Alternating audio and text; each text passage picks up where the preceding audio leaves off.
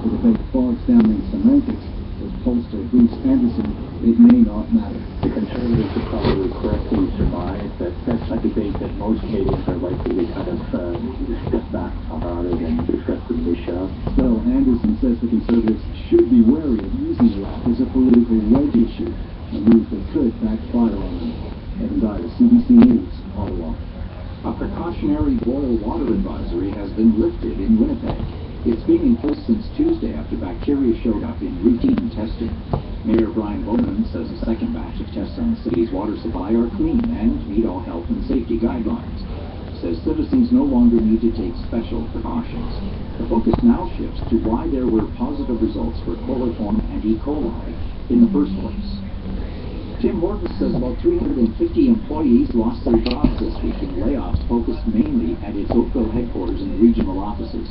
US-based Burger King bought Tim Hortons last year. In question period today, NDP Deputy Leader David Christopherson said this is an example of another foreign takeover gone wrong. Many of these people have put their whole careers into this company only to be let go with no notice when the new foreign owners swept in.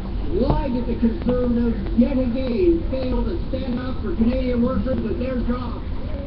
Industry Minister James Moore says foreign investment in Tim Hortons will lead to the company's expansion, which will increase Canadian jobs. The University of Ottawa says it wants to become an example to other schools for how to handle sexual violence. The school says it will implement 11 recommendations from a task force set up after 2 players in the school's men's hockey team were charged with sexual assault.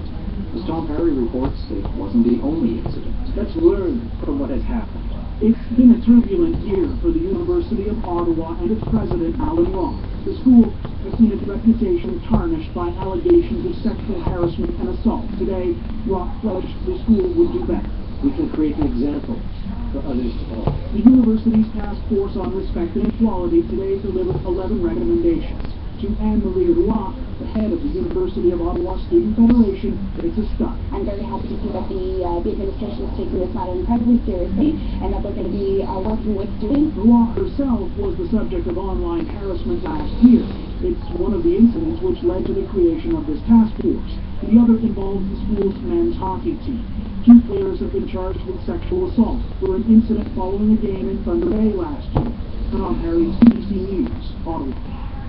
The Republican-controlled U.S. Senate has passed a bill approving construction of the Keystone XL oil pipeline. Republicans have championed the legislation despite a presidential veto threat. The measure fell short of the threshold needed to override that veto. The bipartisan bill authorizes construction of the nearly 1,900-kilometer pipeline to carry oil sands bitumen primarily from Canada's oil sands to Gulf Coast refineries. That's the CBC News for this hour. I'm Dwight Smith.